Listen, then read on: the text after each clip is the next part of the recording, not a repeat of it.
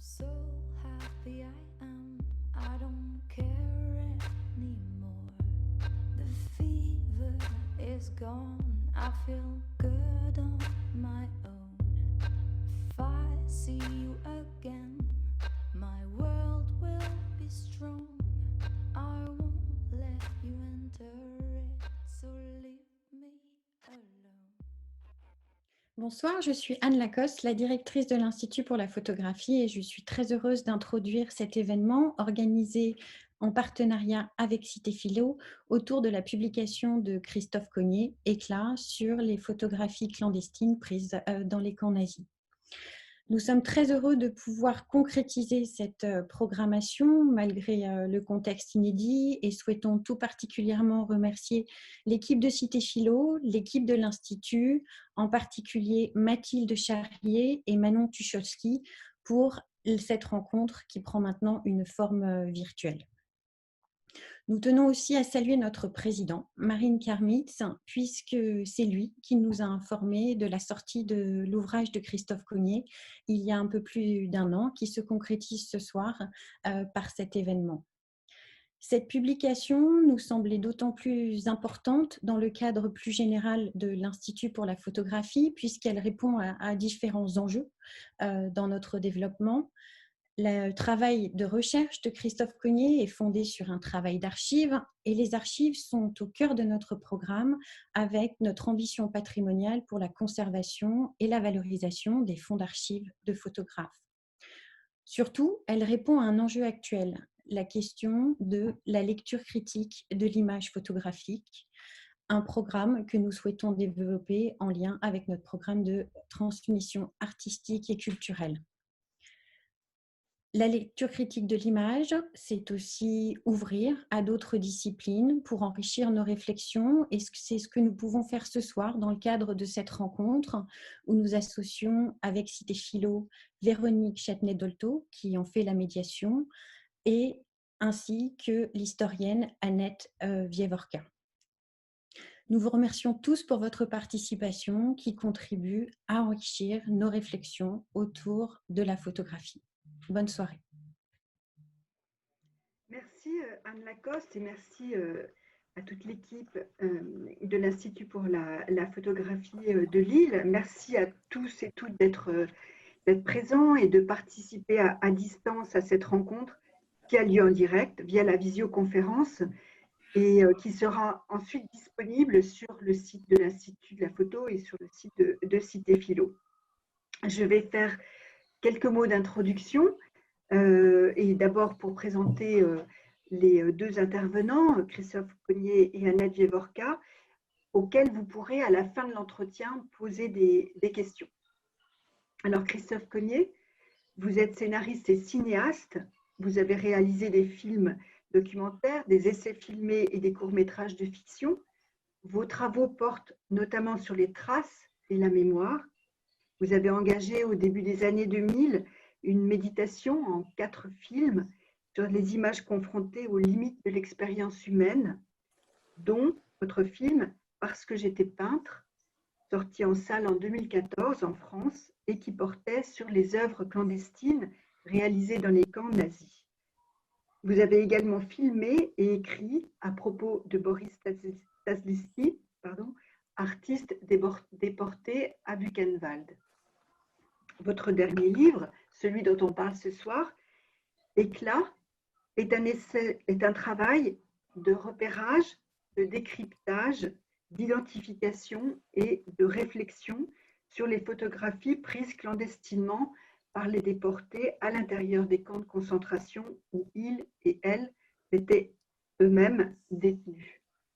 Et vous venez de terminer un film sur le même thème, À pas aveugle, qui devrait sortir en 2021. Annette Wieworka, vous êtes historienne, directrice de recherche au CNRS, spécialiste de l'histoire de la Shoah et de l'histoire des Juifs au XXe siècle. Je cite 2 livres dont le sujet et la démarche croisent celle de Christophe Cogniet. L'ère du témoin et 1945, la découverte. Dans l'ère du témoin, vous développez une réflexion sur les relations entre le témoignage et l'histoire et sur la façon dont se construit la mémoire entre le déni, l'usage judiciaire et l'impératif de mémoire que certains, vous n'aimez pas ce terme et je le comprends, appellent devoir de mémoire. Avec 1945, la découverte, vous partez de l'histoire de deux correspondants de guerre, un Américain et un Français, qui ensemble ont circulé en Allemagne aux côtés de l'armée américaine et ont collecté des traces photographiques, notamment à l'ouverture des camps. Alors, je vais vous poser à l'un et à l'autre, et vous prendrez la parole comme vous le souhaitez successivement et vous débattrez dans 4 temps, avec une première question que je pose d'abord à Annette et ensuite à Christophe Cogniet sur le mot d'arpenteur. Arpenteur, témoin ou historien. Vos travaux, Annette, ont nourri votre avant-propos au livre de Christophe Cogniet. Cet avant-propos, vous l'avez intitulé « L'arpenteur ».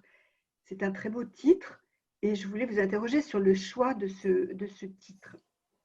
Qu'est-ce qui différencie un arpenteur d'un témoin ou encore d'un historien? Est-ce qu'on m'entend là? Oui, oui, oui, oui. Oui, bon. Est-ce que mon Internet est un peu instable? Je ne sais pas pourquoi.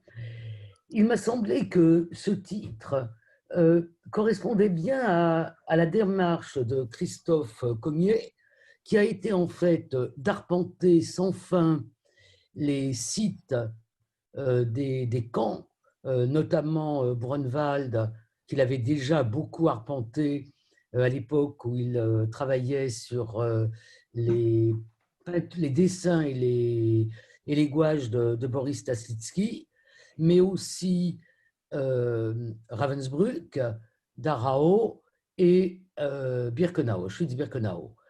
Et le travail qu'il fait, c'est d'essayer de mettre ses pas dans ceux des internés des camps qui ont pris des photos. Donc il y a tout un travail qui est un travail en fait d'arpentage qui lui permet d'essayer de se mettre au plus près de l'acte de résistance, de l'acte clandestin de ceux qui ont pris ces photos.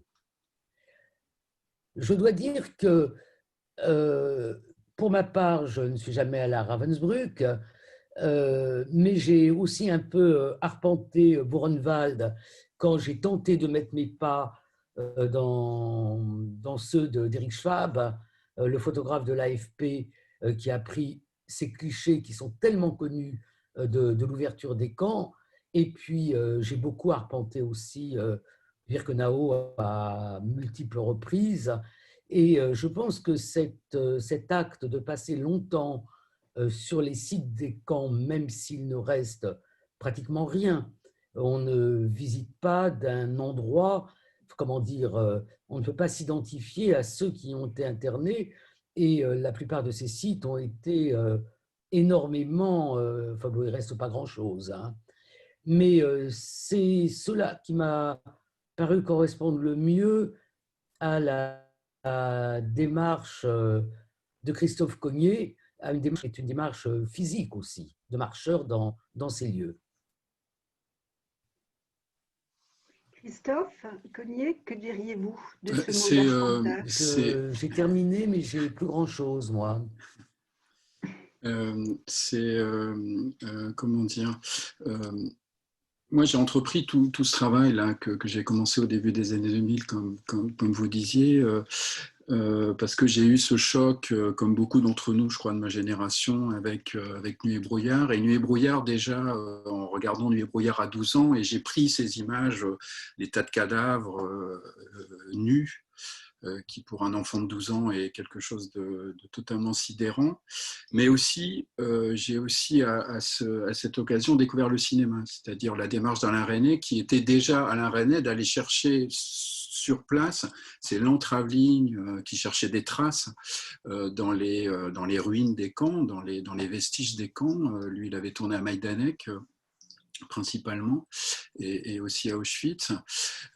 Et donc, j'ai eu une espèce d'intuition comme ça, enfin, le cinéma m'a été donné comme ça, comme quelque chose qui était lié à l'archéologie, en fait. C'est-à-dire être cinéaste, d'une certaine façon, avec Alain Resnais, c'était faire de l'archéologie.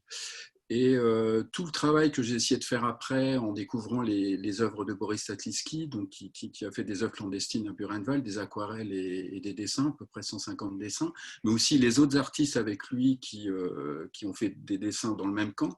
Puis après, les artistes qui ont fait des dessins et des œuvres clandestines dans d'autres camps.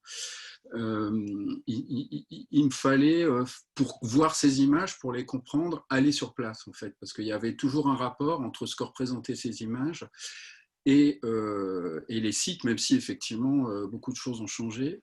Mais c'est aussi, comme l'a dit très justement Annette, c'est resituer d'abord le dessin et ensuite et encore plus la photographie dans un acte. C'est-à-dire, c'est considérer la photographie d'abord comme un acte et peut-être avant de la voir comme une image, en fait. Et c'est aussi parce que peut-être depuis j'ai fait des films, disons, je suis un fabricant d'images, je sais à quel point c'est compliqué, c'est difficile, c'est physique, ça dépend de mille choses de faire une image, qu'il me fallait, pour retrouver ces images, pour les regarder d'une certaine façon, pour les appréhender, il me fallait aller très exactement retrouver dans les sites les endroits où elles avaient été faites, les lieux qu'avaient parcouru les photographes, quand c'était possible de le faire. Quand c'était pas possible, effectivement, je le faisais pas. Donc c'est vraiment la photographie en tant qu'acte qui m'a intéressé, et dans ce livre et dans le film que je viens de terminer, en fait. Voilà. D'où cette question de l'arpentage est assez têtue, effectivement, assez maniaque, mais qui est la seule façon, je pense, de les regarder. Adam, je ne peux pas te parler là. Je vais prolonger cette question et peut-être ça vous permettra aussi de développer sur certains exemples. Éclat, votre livre, il est organisé en 4 grandes parties en fonction des corpus que vous avez travaillé, que vous avez arpenté, avec une ouverture, puis la présentation des corpus de photographie. Une ouverture qui vous permet d'approcher les lieux et d'approcher les corpus. On y voit des photos de bâtiments, de paysages, des portraits et des autoportraits à Buchenwald, à Dora, à Birkenau, des photos prises par Georges Angeli, par Rudolf César, des photos prises par les déportées polonaises qui ont servi de cobaye à des expérimentations soi-disant médicales à Ravensbrück, puis des photos de la zone de mise à mort de Birkenau. Et vous développez dans l'introduction, l'ouverture du livre, et ensuite tout au long du livre, alors ce que moi j'ai appelé une éthique de la transmission, et je pense que c'est peut-être pas tout à fait le terme que vous emploierez, mais à vous de nous le dire. Et ma question, c'est comment faire à partir des photos des témoins, à partir des photos, je dirais, des détenus plutôt que des témoins, mais ça se discute. Que peut-on éprouver et partager avec les auteurs de ces photographies? Et que peut-on dire, nous, d'un monde dont nous ne sommes pas partie prenante, même si nous arpentons les mêmes lieux? Et finalement, y a-t-il une vérité des traces? Et si oui, quelle est cette vérité? Ça fait beaucoup de questions en voilà, une. L'éthique de la transmission d'abord. Mais non, en fait, des images des camps, nous n'avons reçu que des images faites par d'autres que les déportés, que les prisonniers. Nous avons vu parfois les images faites par les SS, nous avons vu surtout les images faites par les armées alliées, parfois par les photographes comme Eric Schwab, dont parlait Annette, mais on n'a jamais vu le point de vue des déportés. Et moi, à ce choc que j'ai eu à 12 ans en voyant Nuit et brouillard et en voyant ces images qui sont encore une fois renversantes, il m'a fallu faire tout ce travail pour retrouver un autre point de vue d'une certaine façon sur ce qu'étaient les camps. Parce que, et je ne crois pas que ces images nous servent à faire l'histoire d'une certaine façon. Je pense que le travail des historiens, le travail des témoins est de ce point de vue-là important, mais que ces images comme nous les avions, avions, d'une certaine façon, nous les avions subis, nous les avions reçus.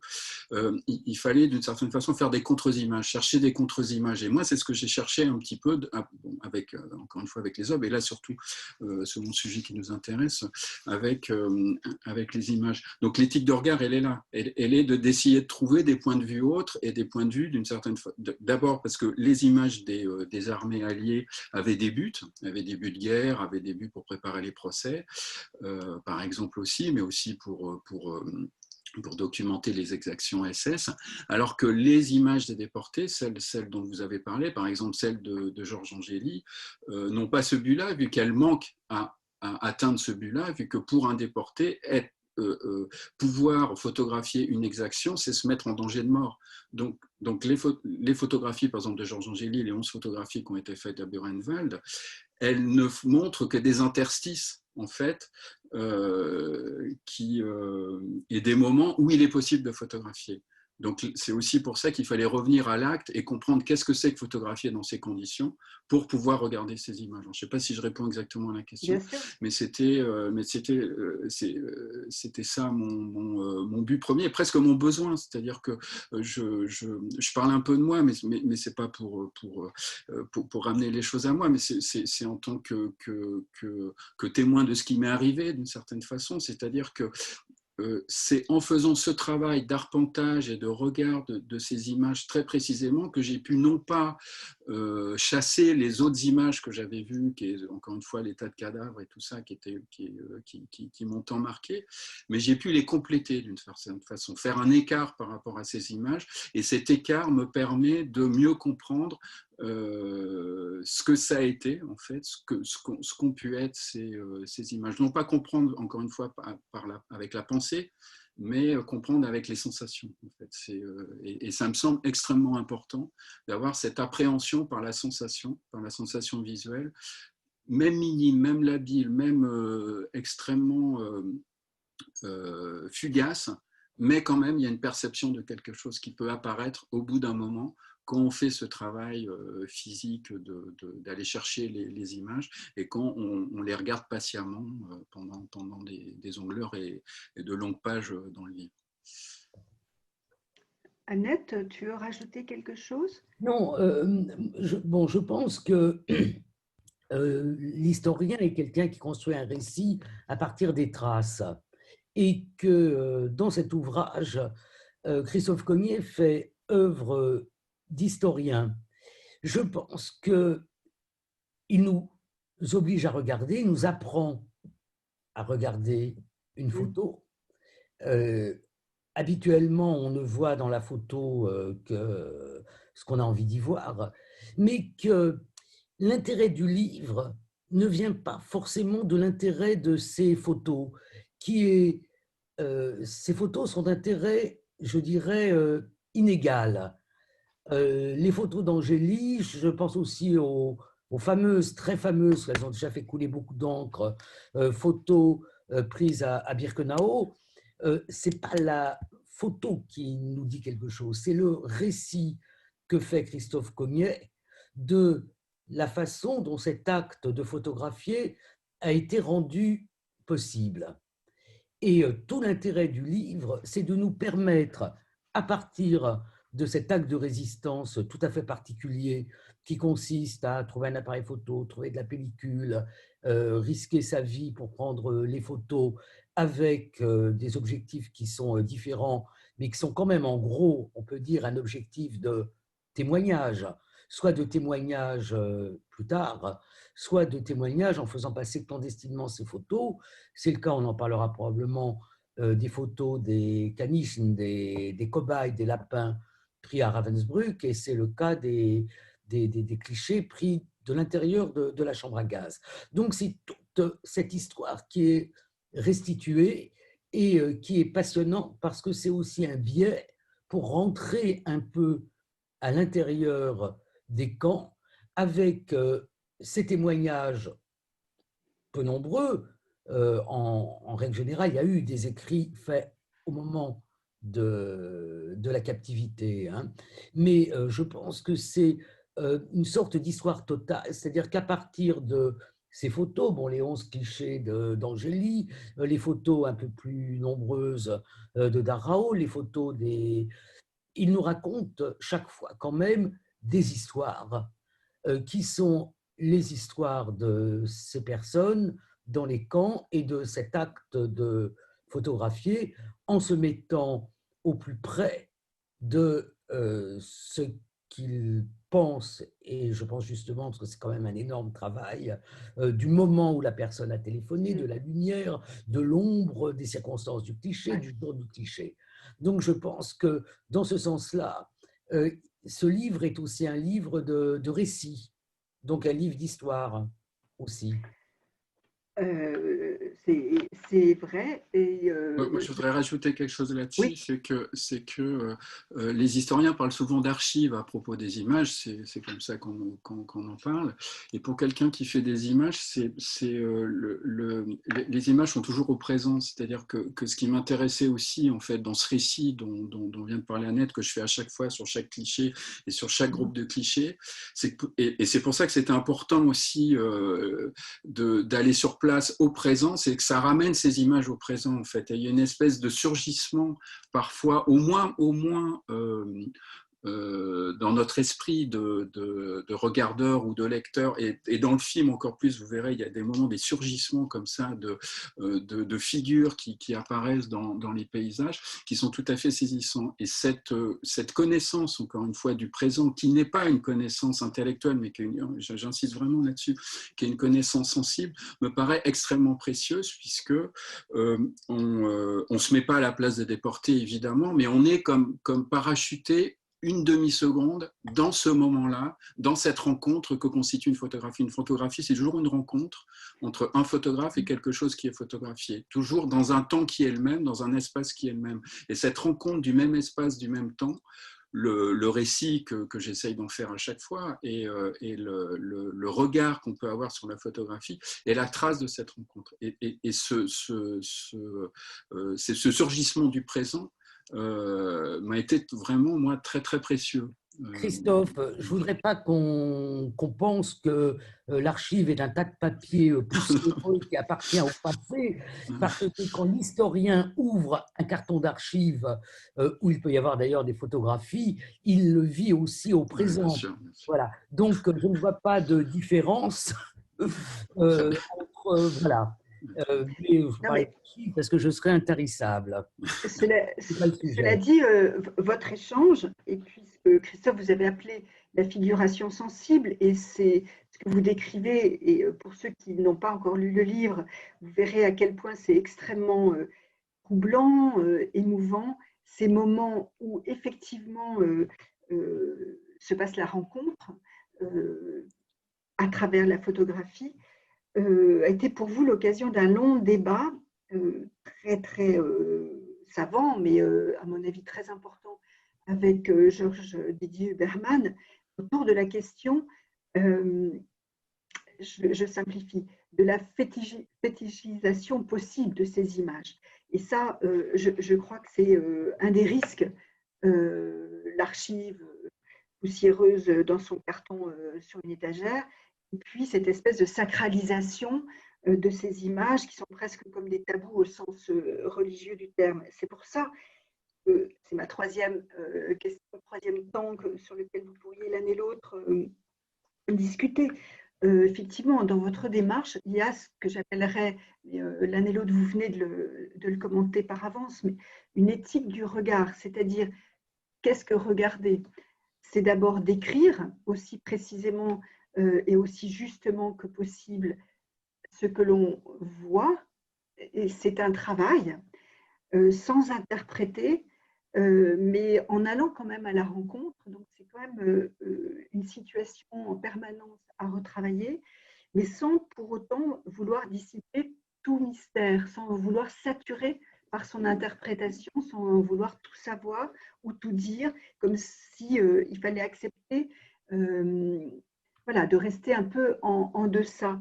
Et ce qui fait, et ça m'a beaucoup frappé, parce que c'est aussi un équilibre instable, que toujours, je crois à chaque chapitre, il me semble, vous offrez au lecteur une ouverture vers des moments, c'est paradoxal, hein, où il y a de la douceur, où il y a presque de la joie. Bon, certaines photos, celle de Georges Angéli, un dimanche ensoleillé, s'y prête, mais ce n'est pas uniquement à la surface de la photographie que vous découvrez ces moments de grâce, ce que vous appelez, ce qui résiste à la déshumanisation. Et alors, vous avez par avance répondu parce que j'allais vous demander, votre récit est souvent comme un dialogue avec les photographies ou avec les auteurs des photographies, et regarder, est-ce rencontrer? Alors, parce que, en fait, une photographie, c'est toujours un coup. C'est toujours un petit coup qu'on prépare, comme un petit larcin, en fait, qu'on prépare en avant, surtout dans ces conditions. Et donc, le fait de l'avoir réussi, de toute façon, procure une satisfaction, y compris dans le pire du pire. C'est-à-dire, y compris, je pense, dans les chambres à gaz, les photos qui sont faites depuis une chambre à gaz à Bircano. Le groupe de gens qui ont fait cette photographie ont sans doute tiré une satisfaction, c'est pas possible autrement d'une certaine façon. Et donc, dans l'acte lui-même, même si la photo est ratée d'une certaine façon, l'acte lui-même est déjà un acte d'humanisation, d'humanité, où l'humain reprend le dessus. Voilà. On le voit de façon beaucoup plus forte dans les portraits qui sont faits, dans les autoportraits, les quelques autoportraits qui sont faits, les portraits de camarades qui sont faits, où là, c'est très très étonnant parce qu'on les voit sourire, on les voit dans des poses très fières, très parfois nonchalantes, posées dans des poses assez farouches comme ça. Et on voit très bien que c'est une façon de reprendre en main son image pour combattre l'entreprise de déshumanisation auquel il faut face. Donc l'acte lui-même, et j'insiste vraiment sur cette question parce que j'ai voulu faire ce livre et ce film après avoir travaillé sur les dessins, quand je me suis rendu compte qu'on peut faire une photo sans regarder. Mais par contre, on est obligé d'être là. Et Georges Angéli, par exemple, a caché son appareil dans un journal qu'il a mis sur sa poitrine et il visait au jugé. Au moins une des photos de Bircano est faite la main tendue, sans viser dans l'appareil, en fait. Par contre, il faut être physiquement là. Alors qu'un dessin, je ne suis pas obligé d'être physiquement là pour faire un dessin. Mais il a fallu regarder. C'est-à-dire que je peux faire un dessin de mémoire le soir dans le blog, comme on fait beaucoup de dessinateurs. Et cette espèce de renversement, pour moi, du physique et du regard m'a donné envie de faire ce travail sur la photographie. C'est pour ça que le film, d'ailleurs, s'appelle « À pas aveugle », puisqu'on peut faire des photos sans regarder. Et cet engagement-là, encore une fois, c'est ça le larcin, c'est ça le coup de faire une image. Une image, c'est quelque chose qu'on prend, qu'on fabrique, qu'on arrache comme ça au monde, de manière, avec les mains presque, c'est pour ça que je montre mes mains avec mes poings, de manière vraiment très, encore une fois, très physique, corporelle. Le corps est en jeu. Donc voilà, et pareil pour les femmes de Ravensbrück, elles sont plusieurs, il n'y en a que 3 à l'image, mais il y a en plus la photographe, il y en a d'autres qui surveillent autour. Donc il y a tout un groupe de femmes qui se sont réunies, sans doute un matin, d'après ce que j'ai compris, à côté de leur blog pour faire ces images, pour montrer les blessures de 3 d'entre elles. C'est toute une petite organisation, enfin je dis une petite, c'est toute une organisation d'ailleurs extrêmement complexe à mettre en place, qui forcément, il y en a une qui sourit à la photographe, et ce sourire est un sourire extrêmement émouvant, parce qu'il nous renvoie à l'acte là, à ce moment-là, de ce que c'est que faire une photo ensemble. C'est être ensemble aussi, c'est créer du lien, c'est faire société, faire une photo dans ces cas-là. Et ça, c'est très précieux. Ça, c'est beaucoup plus précieux pour moi qu'un témoignage qui montrerait les blessures qu'un médecin pourrait regarder en disant elles ont subi ça ou ça ou ça. Pour ça, le témoignage écrit, le témoignage parlé est beaucoup plus important que le témoignage visuel. Par contre, dans le visuel, on voit cette humanité à l'œuvre. En fait. On voit cette solidarité à l'œuvre, on voit cet entre-gens à l'œuvre. Et ça, c'est pour moi irremplaçable, effectivement. Voilà. Et pour les quelques lignes que je consacre au livre de Georges Didier Berman. Alors d'abord, je suis pas du tout aussi savant que Didier Berman, et je le dis au premier degré, c'est-à-dire que je suis pas philosophe, je suis pas historien de l'art non plus, donc voilà. Mais il m'a paru que le livre qui s'appelle Images malgré tout, qui est un livre important sur les photographies de Bercano, commence par pour savoir il faut imaginer. Je crois la phrase c'est quelque chose comme ça. Et cette question de l'imagination, moi, a plutôt été un empêchement. C'est-à-dire, je pense que pour regarder une image, il ne faut pas imaginer. Et les images qu'on a vues, les images dont il est question dans ce livre, sont d'une certaine façon des images sans imagination. Et il faut les regarder sans imagination. Et l'éthique du regard que j'ai essayé de mettre en place, c'est celle-là. C'est-à-dire, dès que je commençais à imaginer quelque chose, je n'écrivais plus. C'était regarder, voilà. Et la dernière chose par rapport à ce que vous avez dit, moi qui suis plutôt un réalisateur, qui écrit des scénarios, etc., mais ça n'a rien à voir écrire un scénario, écrire un livre, ça, je peux témoigner de ça. L'écriture a été une belle surprise pour moi, parce que l'écriture a vraiment été un apprentissage de regard, c'est-à-dire se forcer à décrire de manière le plus précisément possible, sans métaphore, c'est-à-dire sans avoir recours aux images littéraires pour décrire une image photographique. Ça a été un exercice extraordinaire d'écriture et qui m'a vraiment permis, là pour le coup, alors je pense qu'Annette connaît bien cet exercice, mais qui m'a vraiment permis pour le coup, moi, de rentrer dans ces images de manière pleine, que jamais j'aurais pu avoir cette expérience si je n'avais pas écrit le livre comme ça, de cette façon, en fait, voilà, sur l'éthique. Donc écrire, c'est aussi regarder, en fait. C'est un peu ça presque le paradoxe auquel je suis arrivé dans la rédaction du livre. Et j'ai écrit le livre avant de tourner le film, et ça m'a été très précieux, justement, cette expérience de description très concrète de chaque élément visuel, et quand on voyait pas, c'est-à-dire qu'on voit une forme qu'on n'arrive pas à nommer, d'essayer de ne pas la nommer, donc de ne pas avoir recours à l'imagination, peut-être à des déductions, à des hypothèses, mais pas à l'imagination, a été très précieuse pour faire des plans aussi après, pour tourner. Annette, tu veux rajouter quelque chose sur ce sujet? Oui, je pense que de toutes les façons, il y a une éthique du regard ou de l'écriture. Je suis tout à fait d'accord avec ce que dit Christophe. L'écriture, c'est aussi essayer de mettre en mots ce que l'on voit ou ce qu'on imagine, parce que je pense que, bon, moi je ne suis pas philosophe, mais il y aurait beaucoup de choses à dire sur l'imagination, et je pense qu'il y a, quoi qu'en dise Christophe, toujours de l'imagination, même si on bloque toute imagination dans l'idée qu'on va rester au plus près de ce que l'on veut décrire.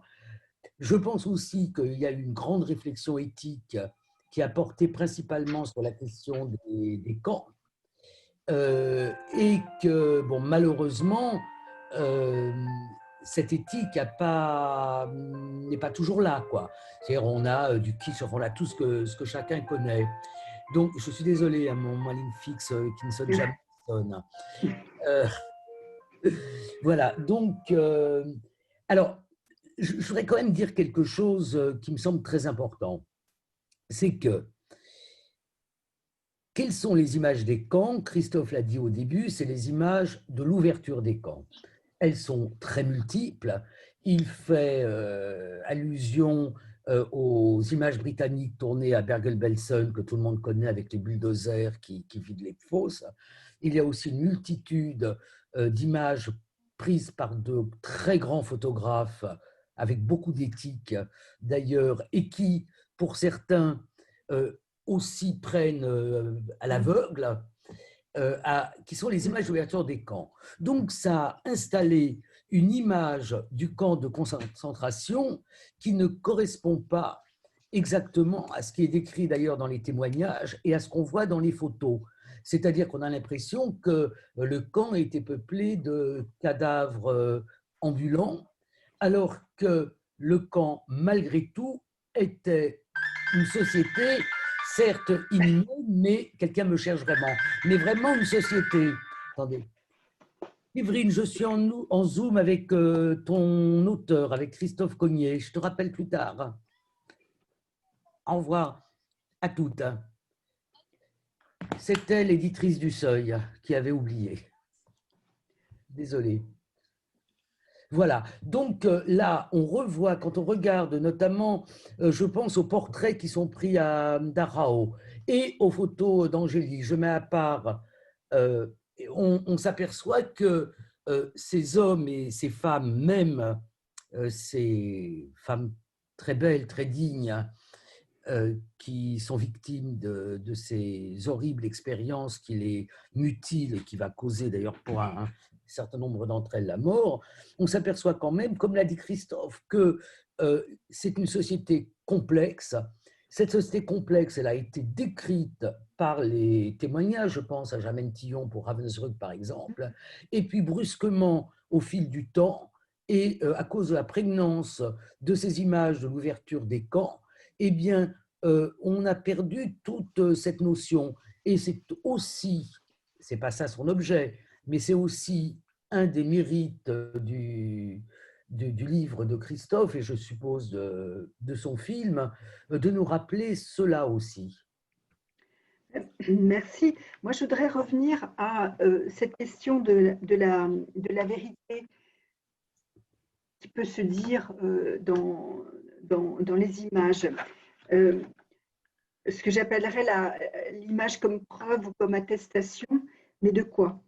Vous l'avez dit l'un et l'autre, les photographies, alors certaines de ces photographies, celles des résistantes polonaises qui avaient été utilisées elles comme cobayes, mais elles ont été prises, ces photographies, par elles-mêmes pour attester de ce qui leur était arrivé, et les photos ont été transmises à la résistance extérieure au camp, et pourtant elles n'ont pas été utilisées comme preuve dans les procès qui sont tenus ultérieurement. D'autres photographies, mais qui ont été prises plus tard, ont été utilisées. Et d'où des questions que vous vous posez tout au long du livre, Christophe, sur la façon de lire ou de faire parler ces photographies prises par les déportés. Ce sont des photos qui sont, on pourrait dire, de moins bonne qualité, moins nettes, moins lisibles que d'autres photos prises plus tard, celles dont parlait Annette à l'instant. Elles seraient presque moins parlantes, et pourtant, elles disent une vérité qu'aucune autre photographie ne pourra jamais dire. Et d'où le fait que vous dites deux choses qui me paraissent très justes et très importantes et que vous pourriez développer. D'une part, que l'image elle-même n'est pas une preuve en elle-même, mais elle est le support du témoignage, parce que vous dites regarder une photo fait surgir une parole. Et Annette a raison de dire qu'il y a toujours l'imagination. Et d'autre part, la deuxième partie de la question, c'est qu'au bout du compte, ce dont témoignent ces photos, c'est que ce sont des actes de résistance politique, mais c'est aussi la résistance de la vie elle-même. Et vous écrivez, d'une telle affirmation vitale, les procès n'ont peut-être eu nul besoin, et vous ajoutez, nous si. Oui, c'est un chapitre qui concerne les photos de Ravensbrück en particulier, puisque c'est ce que j'ai dit, où on voit ces femmes, on voit dans l'image le jeu d'échange qu'elles ont fait. Il y en a une qu'on retrouve en second plan, qu'on voit après au premier plan, etc.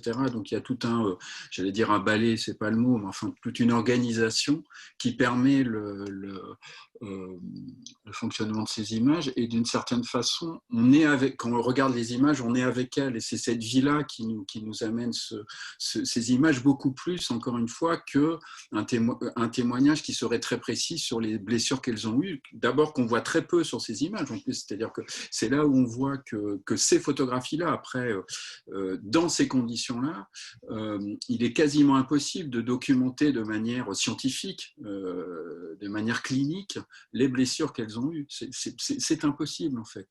Donc, leur envie à elles de témoigner de ce qu'elles ont vécu, elles parlent de laisser des traces. C'est pas tout à fait témoigner, laisser une trace, à mon avis. C'est quelque chose d'un petit peu différent. C'est-à-dire, laisser une trace, c'est laisser une trace de sa vie sur Terre, de son passage sur Terre. Elles étaient persuadées qu'elles allaient être exécutées. Toutes elles étaient persuadées. Heureusement, beaucoup n'ont pas été exécutées parce qu'elles ont pu être cachées par le réseau de résistance interne à Ravensbrück qui était extraordinaire. Mais donc c'était laisser une trace de leur passage, en fait. C'est ça qu'elle veut faire avant tout. Et d'ailleurs, dans les clichés, sur les deux premières, il y a un détail qui vient cadrer la blessure, les stigmates, et après, il y a toujours un portrait en pied de la femme en question, en fait. De la jeune femme, c'est des jeunes femmes. Et donc, c'est ce portrait en pied. Pourquoi elles font un portrait en pied s'il faut juste témoigner des blessures, en fait? Elles font un portrait en pied pour ça, pour laisser une trace. Et la dernière, il n'y a que un portrait en pied. Il n'y a même pas de détails de ces blessures, en fait. Donc, je pense que les photos... C'est pour ça que c'est moins, encore une fois, une question de preuve par l'image, que ce question de traces de vie, en fait. C'est que l'image, et en particulier l'image photographique, et une empreinte physique sur du Jalénoto-bromure d'argent, sur une plaque photographique, en particulier ce type d'image est une trace enfin pour moi vivante, une trace physique de ces femmes. Est-ce que vous nous autoriseriez à montrer certaines photos? Bien sûr, à l'écran? bien sûr. Alors, je vais vous montrer. Juste avant, Oui. une trace de vie, c'est aussi une preuve de vie. Oui. Bon, le livre de Christophe est un livre admirable, mais je ne crois pas qu'on puisse, comme ça, dire c'est plus, c'est moins que d'autres supports. Il y a une sorte d'écosystème dans lequel rentrent plusieurs éléments, et il n'y a pas un élément qui serait plus important qu'un autre. Oui, bien sûr. Non, mais je suis bien sûr. Voilà. Non, bien sûr. Non, bien sûr. Là, comme on est focalisé sur les images. Voilà. Bien sûr. Oui, mais donc là, on voit un détail de la première photographie qui a été faite à Ravensbrück. Je ne sais pas si vous voyez, hein, voilà, qui est de Maria Kurzmerczuk, excusez-moi, où elle montre les stigmates. Donc ça, c'est la photo en entier, hein, vous voyez. Je sais pas, voilà, là vous voyez la photo en entier, donc sa tête est coupée, la photographe a vraiment voulu montrer la blessure. Et je vais vous montrer, alors si j'y arrive, parce que c'est pas simple, la deuxième photo, voilà, donc là je partage, vous la voyez? Voilà, pardon, la deuxième photo, voilà, qui a été faite, où là on la voit en pied, en fait, entièrement, sur le bord de la baraque, qui était sans doute la leur, au fond de Ravensbrück, et on voit que la lumière est aussi qu'elles ont pensé à la lumière, en fait, hein, puisque c'est très bien éclairé sur le côté, et on voit l'ombre d'une camarade, là, qui vient sur la gauche, et sur les autres photos, on les voit en pied. Voilà un exemple, par exemple, des photos dont on parle, voilà, peut-être pour que tout le monde les voit. C'est peut-être... voilà. Mais ça renvoie à cette question sur la vérité, et une éthique de la vérité de la lecture de ces images. On pourrait croire, je pense que ce serait un contresens, mais que votre livre offre une sorte de réponse aux négationnistes pour montrer que oui, elles étaient là à tel moment, etc. À la limite, oui, d'une certaine manière, c'est aussi l'authenticité de ces photos, elle est extrêmement forte, mais la vérité de ces images, elle n'est pas bien au-delà. Et quand Annette dit preuve de vie ou attestation de vie, je crois que c'est ça qui compte le plus. Oui, tout à fait. Je suis d'accord. Puis évidemment, tout ça est un ensemble. Hein. Je suis d'accord avec Annette, mais là, comme j'étais focalisé sur les photos. Peut-être, Christophe, puisqu'on est sur ces photos de ces femmes, peut-être quand même dire pourquoi ces photos ont été prises et comment elles ont été prises et qu'est-ce qu'elles sont devenues. Peut-être pour permettre que le débat soit... Alors, sur ces femmes, donc, il y a un peu plus de 200 femmes qui ont été victimes d'expériences médicales à Ravensbrück sous des essais que voulait faire le Gebhardt, qui était un médecin-chef SS. peut-être. Alors, c'est évidemment des fausses expériences qui ont été invalidées par la suite. C'est important de le dire parce que parce que parfois on dit oui, mais voilà, il y a eu des expériences qui ont servi à la science, en fait, pas du tout. Oui, vous pouvez rappeler initialement c'était pour que lui se disculpe. C'était pour que. Voilà. Voilà, c'est ça. De ne pas avoir réussi à sauver Voilà. qui avait été blessé à mort par les résistants tchèques et Voilà. mort de, je crois, de gangrène gazeuse. Ouais. Voilà, c'est ça. Pour montrer que rien ne pouvait guérir, rien ne pouvait sauver Heydrich. Voilà. Donc la première série et donc comme Gebhardt est un ami d'enfance d'Himmler, que Himmler est le dirigeant de tous les camps, il lui dit va où tu veux, serre-toi d'une certaine façon, et comme Saklytnik était à côté de Ravensbrück, il prend des cobayes à Ravensbrück pour faire ces expériences. Alors, les expériences consistent à ouvrir des plaies dans les jambes de ces femmes, de leur inoculer le bacille de la gangrène gazeuse et de refermer et d'attendre voir ce qui se passe, en fait. Et certaines en sont mortes, d'autres ont été estropiées toute leur vie. Bon. Voilà. Et il y a une deuxième série de tests, parce qu'enhardi par le succès, entre guillemets, de ces tests, il fait une deuxième série de tests qui sont encore plus terribles, où il coupe les muscles, il coupe des tendons, il brise des os pour voir comment ça repousse, etc. Enfin, c'est d'une sauvagerie assez incroyable. Ces femmes se retrouvent parquées dans le même bloc qui est dans un coin du camp de Ravensbrück, au bloc 32, si ma mémoire est bonne. Et elles y rencontrent Germaine Tillon, d'ailleurs Germaine Tillon est dans le même bloc qu'elle, et elles veulent évidemment témoigner, comme j'ai dit, de ce qu'elles subissent, et aussi garder une trace de leur existence aussi, parce que les premières, les 20 ou 30 premières qui avaient subi ces expériences ont toutes été exécutées, donc elles sont sûres qu'elles vont être exécutées.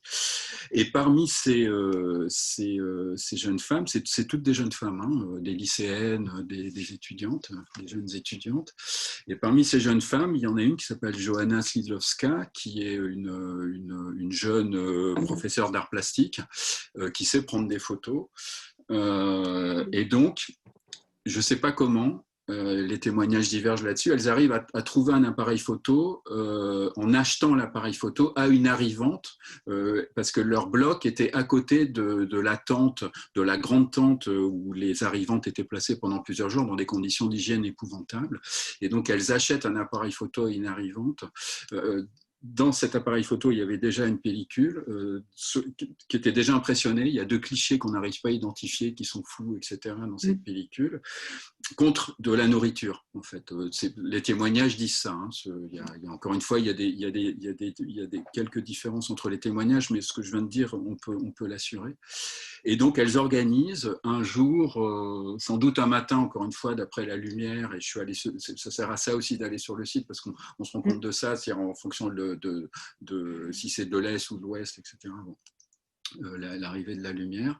Elles organisent cette séance de pause clandestine et elles détruisent l'appareil photo et la pellicule est confiée à Germaine Tillon parce que Germaine, comme elle pense qu'elles vont être, elle pense qu'elles vont être exécutées, elle pense que Germaine Tillon a des chances de survie moins mauvaises. Même Germaine Tillon qui était pourtant classée nuit et brouillard. Donc était vouée à disparaître dans les camps. Et Germaine Tillon, alors là aussi il y a plusieurs variations entre Germaine Tillon et Anis Fossel-Vinet qui était là aussi avec elle, cache le bout de pellicule dans une espèce de magma de laine qu'elle se met autour du cou et qu'elle porte sans arrêt avec elle, en fait. Et elle arrive à sortir la pellicule de Ravensbrück quand elle est évacuée par la Croix-Rouge suédoise avec Anis Fossel-Vinet. Et c'est Anis Fossel-Vinet qui fait les premiers tirages de la pellicule à Paris. Et elle n'a pas de nouvelles de ces femmes, de ce qu'elles sont devenues. Et c'est après la guerre qu'elles ont repris contact. Il y a eu toute une organisation internationale pour qu'on reconnaisse à ces femmes ce qu'elles avaient subi, celles qui avaient survécu. Et elles ont été dédommagées. Pas dédommagées, c'est un grand mot, hein, excusez-moi, mais enfin, leurs blessures ont été reconnues. voilà. Et c'est là que le contact se refait entre Maria, qu'on a vue tout à l'heure, c'est celle qu'on a vue, et Anis Fossel-Vinet et Germaine Tillon. Et là, la pellicule est envoyée à ce moment-là, mais on est dans les années 80. Hein. Oui, c'est tardivement. La pellicule est envoyée dans les années 80 en Pologne, et via d'ailleurs une valise diplomatique. Et on ne sait pas ce qui se passe très bien, en fait, et la pellicule, on la retrouve un peu plus tard dans les mains d'une des filles d'une de ces femmes, qui pourtant n'est pas sur les photos, mais qui fait partie de ces femmes qui ont été suppliciées, aux États-Unis, en fait. Et la pellicule, après, est confiée au mémorial de Washington. Et après, elle a été même, jusqu'à il y a 3 ans, elle était au musée au musée de la Seconde Guerre mondiale, qui est à une ville polonaise, là, dont j'oublie le nom tout de suite. Mais, Oui. Où ça, hein? Où ça? À Gdansk, voilà, à Gdansk, et vu le régime polonais, cette fille, donc d'une des survivantes, décide de reprendre la pellicule, qui est repartie aux États-Unis. Voilà pour l'histoire de la pellicule et l'histoire un peu de ces images. Et ces images, du coup, sont montrées qu'à partir quasiment des années 2000, grâce au mémorial de Washington. En fait. C'est là que le grand public, d'une certaine façon, les connaît. Et en France, on les connaissait très peu. Alors, je ne suis pas le premier à les montrer. Il y a quelques tirages qui existaient aussi au musée de Besançon. Ils avaient 3 tirages sur des 5 photographies au musée de Besançon. Voilà, mais c'était le fond Germaine Tillon, les photographies faisaient partie du fond. Et elles ont été vues dans l'exposition Femmes photographes. Il y a 2 photographies qui ont été vues dans l'exposition Femmes photographes qu'il y a eu à Orsay il y a 5 ans maintenant, je crois. À l'Orangerie, Non, pas à l'Orangerie, à Orsay, au musée d'Orsay, il y a 5 ans. Peut-être c'était à l'Orangerie avant, mais enfin, il y a 5 ans. Non, à l'Orangerie. Dans les 2 lieux, D'accord. Il y a un très très beau catalogue. Voilà. Je ne sais pas si j'ai bien dit. Tout à fait. Enfin, je pense que vous avez répondu à la relance Annette. Et on pourrait peut-être terminer sur un mot qu'a évoqué Annette et que vous avez développé à votre manière, cette question des traces.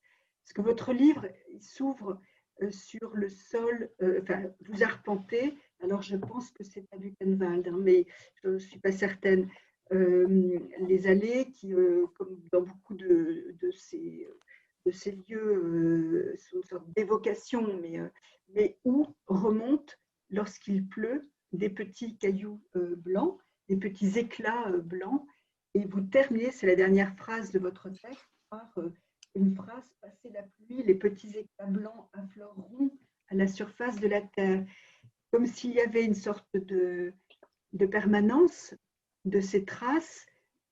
Alors attention, parce que c'est pas à Buchenwald, hein. C'est pas du tout à Buchenwald, c'est à Birkenau.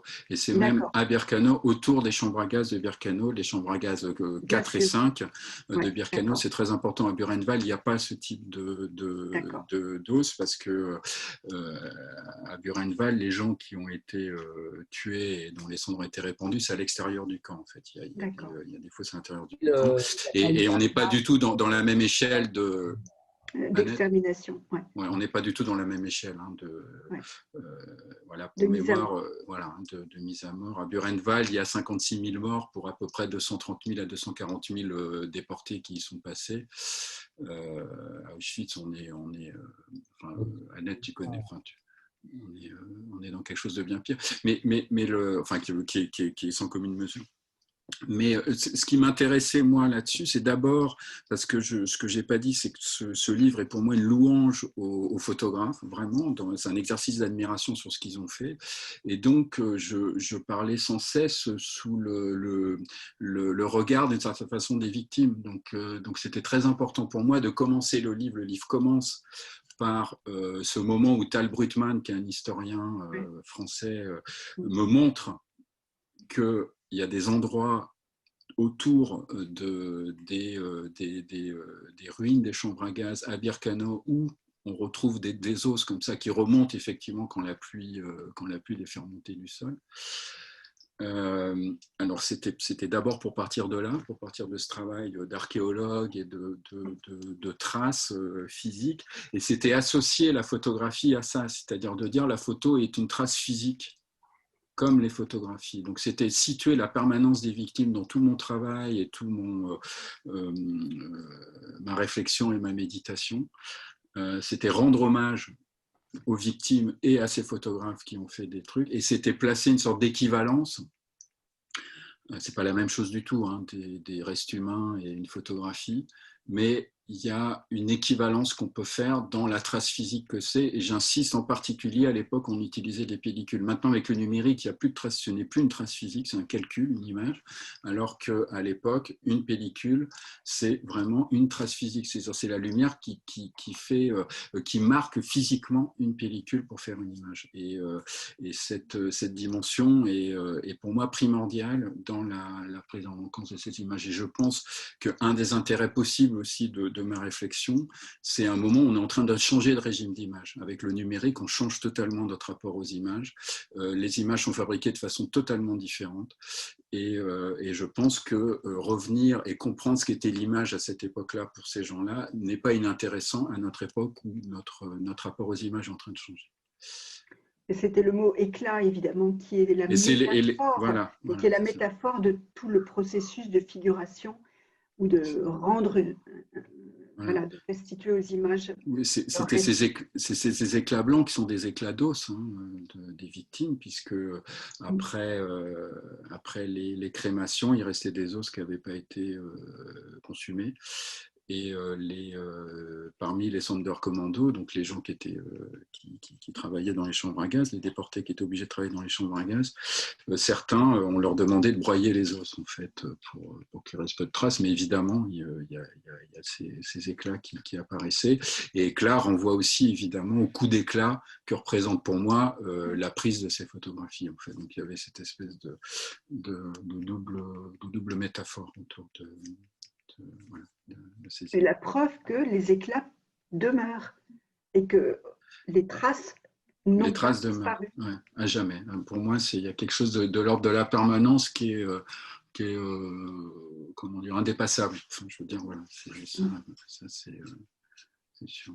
Et l'image en tant que trace a pour moi une force, peut-être pas équivalente, mais qui est du même ordre, dans le même ordre d'idée, quoi. Ces images-là, en fait. Quand on sait les regarder. Ouais, dans leur imperfection même aussi. Voilà, merci à Christophe Cognier, à Annette Wieworka. Peut-être que c'est le moment d'écouter des questions, de répondre aux questions qui vous sont adressées par les personnes qui vous ont écouté.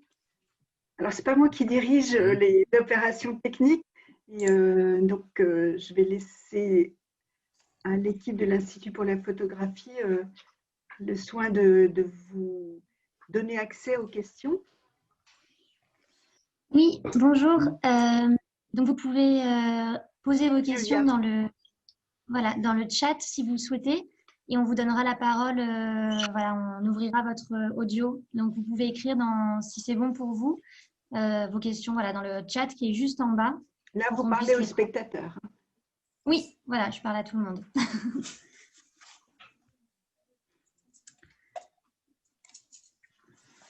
En attendant, je peux peut-être partager une ou deux images.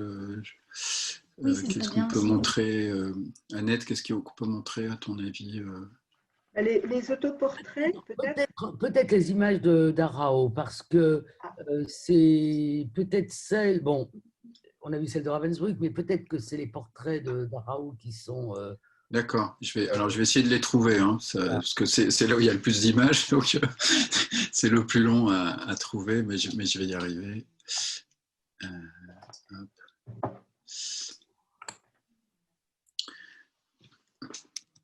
Bon, sinon, une des photos d'Angélie, puisque... Non, mais il y en a une là, parce qu'il y a 6 portraits qui sont faits dans la même... voilà, alors... Et donc là, je vais partager l'écran. Vous voyez là? Ouais, ça y est. Voilà. Donc ça, c'est une image de Rudolf César, qui est un photographe, qui est le chef d'un réseau clandestin tchèque qui est fait prisonnier à Dachau, qui arrive dans des conditions épouvantables, qui arrive à s'en sortir et qui fait rentrer clandestinement un appareil photo pour faire des photos à l'intérieur de Dachau. Alors lui, ses photos, c'est principalement pour signaler que tel et tel résistant est à l'intérieur de Dachau. C'est pour donner des traces de vie, là aussi, au réseau de résistance. Et il photographie comme un agent secret, un peu Rudolf César. Et là, il se photographiait dans une séance de pause avec un autre camarade qui sera cinéaste plus tard, qui est un jeune cinéaste. Ils sont dans l'endroit où on voit sur le bord des clapiers. Donc c'est l'endroit où à Dachau, comme dans d'autres camps, on faisait de l'élevage de lapins angora pour que leur fourrure serve aux uniformes de l'armée allemande. Et il a le chien, il a un chien qui est un des chiens des commandants de Dachau, mais je n'ai pas réussi à identifier quel était le commandant en question. Et il avait le droit de sortir de ses blocs pour promener le chien. Voilà, donc c'est en promenant le chien qu'il va dans cet endroit et qui organise une séance de pause. Et bon, cette photo n'est pas peut-être la plus parlante qu'on voit, mais on voit qu'il est à l'aise, enfin qu'on n'est pas du tout, si ce n'était le costume rayé, on ne croirait pas du tout que c'est une image prise dans un camp de concentration. En fait. Et cette série, donc il y en a 6, je vais essayer d'en trouver au moins une autre, est assez remarquable pour ça. Voilà, donc j'arrête de partager, je vais essayer d'en trouver une autre de la même série.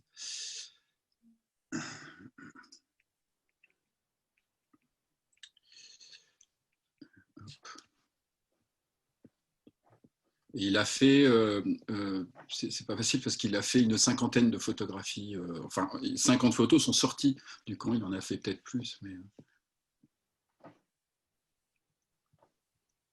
Et les photographies prises autour du banc, où on voit des groupes.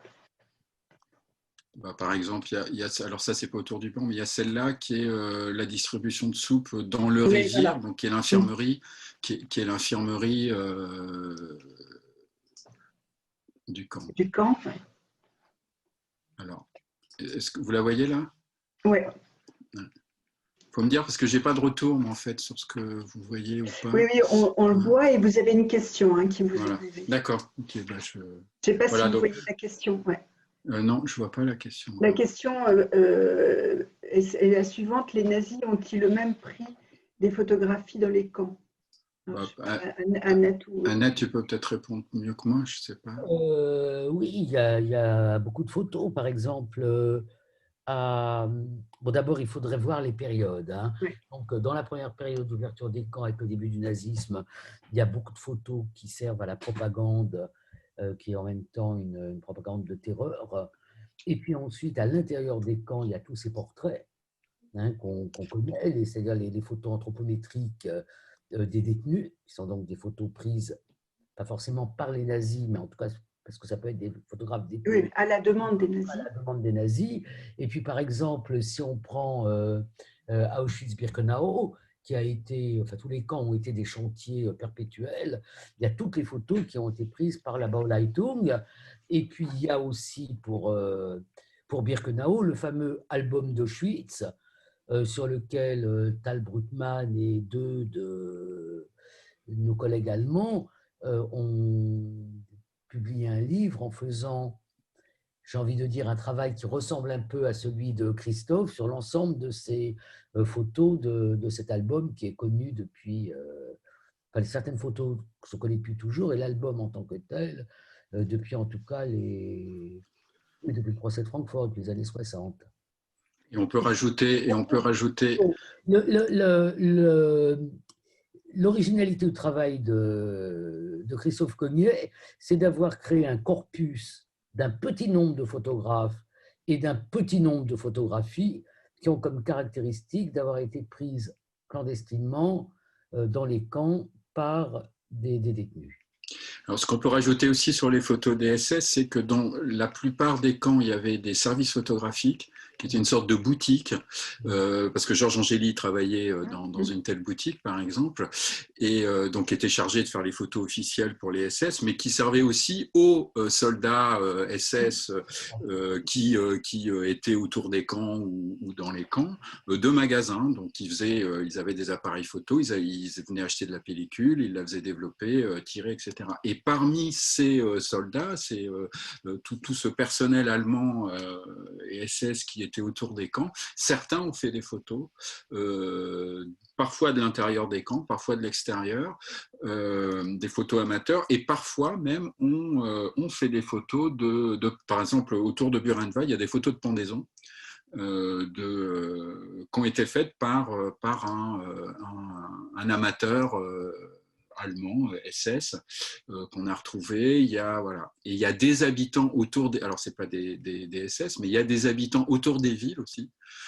qui ont fait des photos, puisque les déportés passaient en convoi, allaient réparer des routes, allaient faire tout le sale boulot, d'une certaine façon, qu'il y avait à faire dans les villes et les villages allemands. Et il y a aussi des habitants, des Allemands, qui ont fait des photos, des photos comme ça, alors qui ne sont pas clandestines, là, hein, toutes ces photos ne sont pas clandestines, mais certains SS ont fait des photos, alors on ne pourrait pas dire clandestines, parce que le mot n'est pas approprié, mais sans autorisation de l'intérieur des camps. Mais ce qui est intéressant dans votre travail, ça a peut-être été fait par d'autres, mais vous montrez que beaucoup de ces photos ont été utilisées, réutilisées, les photos des Alliés aussi, mélangées d'une certaine manière, et vous identifiez, vous situez les photos les unes par rapport aux autres. Et c'est frappant quand et vous faites référence d'ailleurs à une exposition que vous citez très souvent sur les photos des camps. Et quand c'est très important de pouvoir situer et identifier l'auteur et ne pas mélanger et ne pas amalgamer des photos qui peuvent presque prêter à confusion. Il y avait une envie de rendre les photos à leurs auteurs et de rendre les photos à l'endroit où elles ont été faites. Enfin, tout ça fait partie de la même démarche. Alors, il y a d'autres questions. Il faudrait que quelqu'un les signale parce que nous, on les voit. Moi, je ne les vois pas, en fait, les questions. Et elles disparaissent après. Moi, j'ai aperçu, mais est-ce que quelqu'un qui voit les questions… Alors, voilà. Oui. Non, allez-y. C'est du coup une question de Anne Lacoste qui demande si on peut aborder ces témoignages visuels en regard des témoignages écrits ou oraux existants. Annette, peut-être. Je pense que c'est exactement ce que fait Christophe dans son livre. C'est-à-dire que chaque fois, il reprend, par exemple, Angéli a été un témoin relativement prolixe, je pense qu'on peut dire comme ça. C'est-à-dire qu'il a témoigné. C'est-à-dire que chaque fois qu'il le peut, il retrouve les témoignages. Bon, donc je pense que là… Bon, il y a un très, très grand nombre de témoignages, ça, on le sait aujourd'hui. Donc, je pense, oui, que c'est une sorte… si on veut faire une histoire des camps, ce qui n'est pas le propos de tel ou tel camp, eh bien, on prend toutes les sources possibles et la photo est aussi un témoignage. Ce n'est pas un témoignage unique, même si un certain nombre de photos sont uniques. Lire Éclat de Christophe Cognet, mais c'est un ensemble qui permet de faire l'histoire des camps. Moi, dans ma préface, j'ai utilisé le terme de micro-histoire, qui est un terme qu'on emploie très souvent, un peu n'importe comment, mais je l'ai utilisé au sens que lui donne le grand historien Gainsbourg, c'est-à-dire au sens de, à partir d'un petit éclat, sans vouloir faire de jeu de mots, hein, mais un petit… prend toute l'histoire. Et ce que fait Christophe, c'est à partir de chacun de ces photographes, hein, plutôt que des photos, de chacun de ces photographes et de ces photos, il nous restitue des éléments, enfin des récits de l'histoire des camps. Donc je crois que pour quelqu'un pour l'honnête homme ou l'honnête femme, et pour quelqu'un qui s'intéresse, oui, les photos et les témoignages et la littérature, à pas aveugle, c'est le titre. Les aveugles de par le monde de Leib Grossman. Grossman, a traduit Yiddish, qui a mis d'ailleurs aussi longtemps à être traduit. Donc, c'est, comment dire, on vit dans un... Enfin, si on s'intéresse à quelque chose, il y a tous les éléments culturels qui sont là, quoi. Les récits, la littérature, la poésie, l'archéologie. Il y a un film saisissant qui a été tourné par les Polonais en 1967 qui s'appelle Archéologia, que Christophe connaît probablement, qui est en fait un simulacre de fouilles, enfin pas un simulacre, ce sont des vraies fouilles archéologiques qui sont faites sur le camp de Birkenau et qui exhument des objets, du rouge à lèvres, de la monnaie, les objets qui ont été... qui se sont retrouvés sur le camp. Et on a retrouvé très récemment, il y a 1 ou 2 ans, les objets qui étaient dans des caves ou de l'Institut archéologique de Varsovie. Donc, il y a beaucoup de... Oui, il y a beaucoup à regarder, à lire et peut-être encore à trouver sur... Mais il y a une question qui recoupe ce que tu es en train de dire, Annette, et qui s'adresse à tous les deux. Est-ce que votre travail de recherche et de méditation pourrait être utilisé pour former des professeurs ou des associations à la lecture de ces images? Moi, je crois que oui, hein, dans le cadre de l'enseignement de la Shoah aux élèves, et plus largement. Sans doute, oui, sans doute. Enfin, j'en serais très honoré d'une certaine façon parce que c'est important. Mais moi, j'insiste sur le fait que j'essaye de poser des questions aux images, moins de leur demander des réponses. Et ce que dit Annette est très important là-dessus, c'est-à-dire que c'est tout un ensemble. Comment ? C'est aussi de poser des questions. Oui, non, mais bien sûr, tout à fait. Mais c'est dans ce sens-là que je veux dire hein, que ça peut être intéressant. Et quand Annette, tu citais Archéologia, moi j'ai écrit un article sur le film Archéologia dans la revue Vertigo il y a déjà une dizaine d'années. C'est un film qui est très important pour moi parce qu'il situe aussi ce qu'est le cinéma aussi, parce que c'est un film aussi. C'est un travail filmique qui est remarquable, quoi. Voilà, c'est un court-métrage. Et on a retrouvé récemment, il y a peut-être 2 ans, les objets, parce que c'était des vraies fouilles archéologiques, même si le film est un acte... C'est presque une performance, hein. Le film est presque une performance, c'est assez impressionnant. On peut le trouver, hein, c'est un court-métrage qui fait, je ne sais plus, 20-25 minutes. Alors d'ailleurs, pour ceux qui ont été dans l'enseignement, quand j'étais jeune prof, il y a quelques dizaines d'années, et on n'avait pas toutes ces technologies, on prenait des films au CNDP, il y avait 2 films à notre disposition, Nuit et brouillard et Archéologia. Et Archéologia, je l'ai vu en 1978 au premier colloque organisé par l'Association des profs d'histoire géo, qui s'appelait Enseigner la Shoah, et où on a montré ce film. Depuis, on n'a que l'embarras du choix des vecteurs. Mais de la formation à l'image, ah oui, absolument, absolument. Donc, le livre... Mais il y a un bon exemple. Là, il y a une question qui... Je t'interromps, Annette, mais ça va illustrer ce que tu es en train de dire, et une question aussi posée à Christophe Cognier, évidemment. Ce que vous avez dit peut-être de manière trop allusive, photographie prise de l'intérieur des chambres à gaz, et quelqu'un pose la question... voilà, est-ce que, témoignant du processus de mise à mort, comment était-ce possible? Il faut peut-être expliquer. Alors ça, c'est toute l'histoire de ces 4 photos qui ont été prises à Birkenau, qui est une histoire un peu longue. Donc parmi les Sonderkommando, donc les membres du Sonderkommando, donc les déportés qui étaient chargés de faire le sale travail, c'est-à-dire de trier les vêtements des gens qu'on envoyait aux chambres à gaz, de leur couper les cheveux. Oui, je vais les montrer, mais avant, faut que je ne peux pas faire de chaudière. Oui, pardon. Mais je vais essayer de les montrer d'abord, peut-être, puis ça sera plus facile. Donc voilà, donc ils ont organisé, voilà, il a été organisé sur un réseau très compliqué, sans doute en lien aussi avec les résidences polonaises, la résistance juive à l'intérieur du Sonderkommando. Enfin, c'est une opération très complexe. L'entrée d'un appareil dans cette zone qui était ultra surveillée et une séance de prise de vue qui a sans doute duré toute une journée, qui est fait en 2 temps, c'est-à-dire on voit d'abord un côté de la chambre à gaz, on voit des femmes, je vais vous montrer les images tout de suite après, on voit des femmes qui sont en train de se déshabiller, certaines marchent déjà vers la chambre à gaz, alors c'est autour du crématorium numéro 5, un crématorium à Birkenau, c'est une association chambre à gaz et de four crématoire en fait, pour que tout et de salles de déshabillage. Là, elle se déshabille en plein air.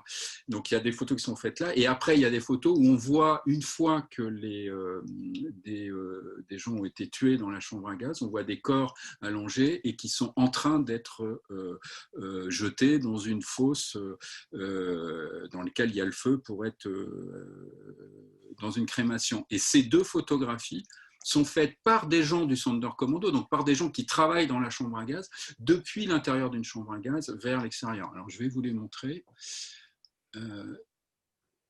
Voilà, donc celle, voilà, donc les 2, donc qui sont, voilà, donc il y a celle-là.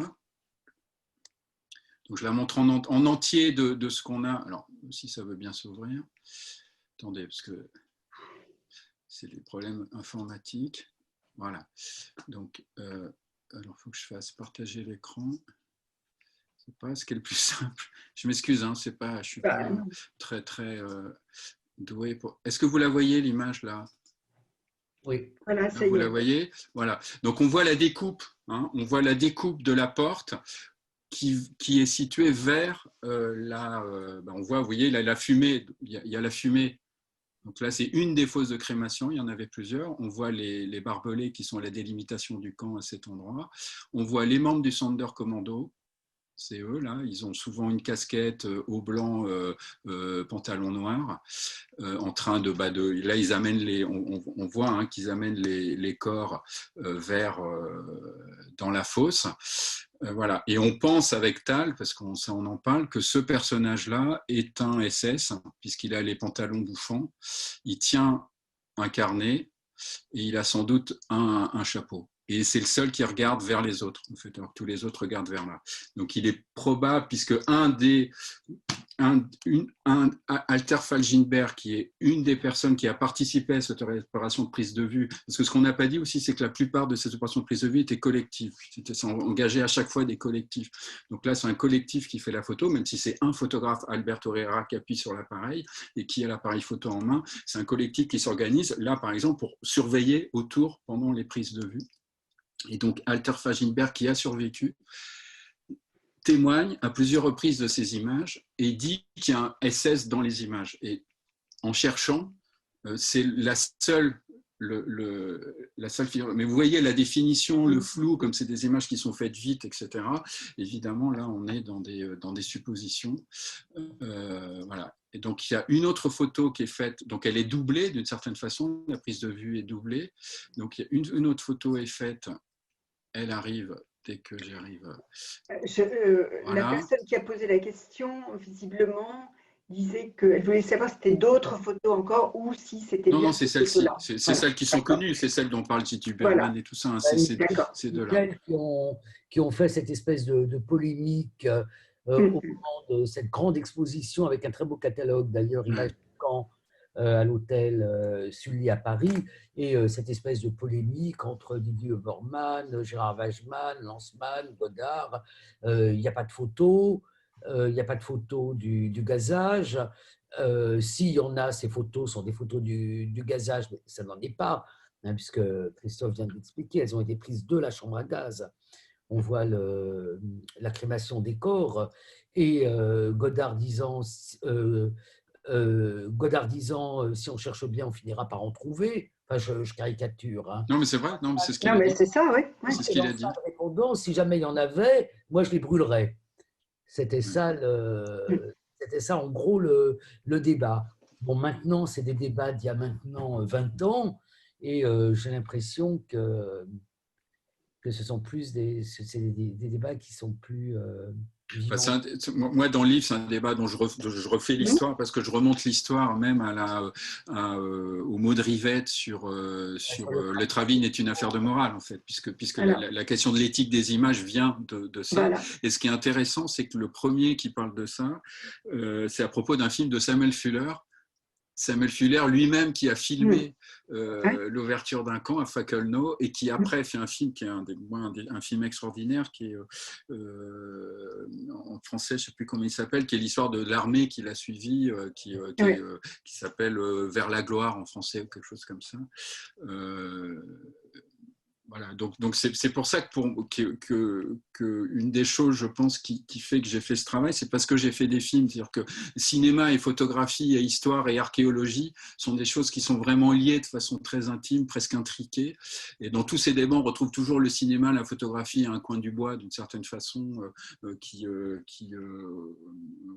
Parce que c'est d'abord un débat de cinéaste, en fait, entre Luc Moulet. Voilà, c'est Luc Moulet qui parle d'un film de Samuel Fuller, qui est repris après par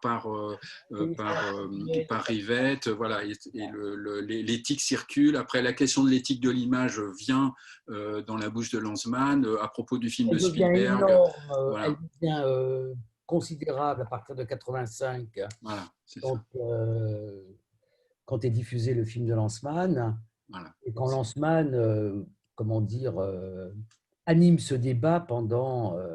jusqu'à sa mort. Jusqu'à sa mort, ouais. Mais par parenthèse, Shoah n'est pas un film sans images. Shoah est un film sans images d'archives. Sans images d'archives, ce qui n'est pas du tout la même chose. Voilà. Que Lanzmann d'ailleurs utilise quand il fait son film Le Dernier des Injustes sur Murmelstein, sur le doyen, sur Thérésine. Et là, brusquement, il y a dans le film de Lanzmann des images, alors qu'il avait condamné... Bon, tout ça est très compliqué, je ne suis pas sûre que... Moi, je ne vois pas d'autres questions à apparaître. Il y avait une question qui n'a pas été posée. Alors, c'est moi sur le film À pas aveugle et sa disponibilité éventuelle en DVD. Alors, le film À pas aveugle, alors il y a eu le coronavirus. Je l'ai fini le film était fini, était prêt pour les festivals, disons, du printemps et tout ça. Tout est retardé. Voilà, il va être montré dans un grand festival international pour la première fois à la rentrée. C'est pas encore officiel, donc je peux pas en parler, mais voilà. Et à partir de là,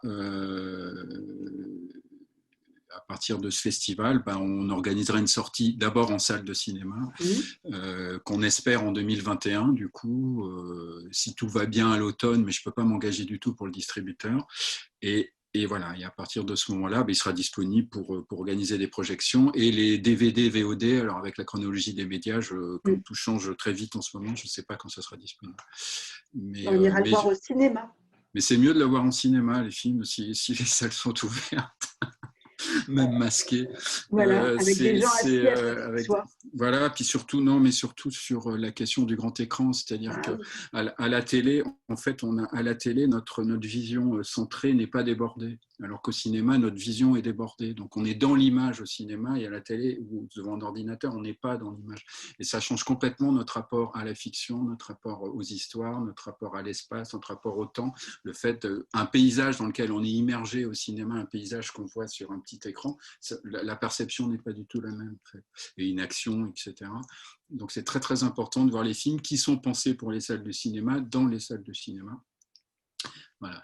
Mais donc voilà, donc À pas aveugle, j'ai eu cette bonne nouvelle là il y a quelques jours, donc il va enfin pouvoir démarrer à partir du début 2021, disons, et en France j'espère mi-2021. Voilà. C'est un peu long à cause de la pandémie. On espère beaucoup, nous aussi. Si ni Annette ni vous, Christophe, n'avez pas autre chose à ajouter, peut-être qu'on peut conclure. et vous remercier l'un et Non, mais l'autre. moi, je veux dire merci. J'espère que c'est clair ce qu'on a dit et tout. C'est pas facile, en fait, à distance comme ça, de se C'est sûr. parler. Voilà, j'espère que pour les auditeurs, c'était à peu près compréhensible. Et puis, s'il faut vraiment voir les films dans les salles de cinéma, et c'est vrai qu'on est très, très privé. On a été privé, on est retourné un tout petit peu au cinéma, et puis on est de nouveau très Ouais. privé. Les conférences aussi, c'est beaucoup mieux quand on est tous ensemble. Alors, on Et discute. il y a les livres aussi. Donc moi, je vous Comment? incite, et il y Ouais. a aussi les livres, à lire en vrai le livre de Christophe Ouais, Saunier et les livres d'Anna Djevorka. merci.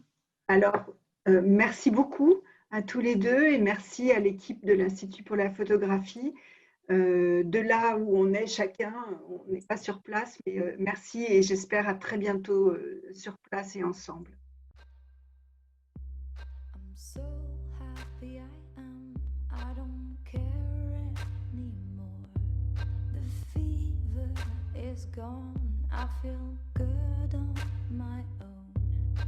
If I see you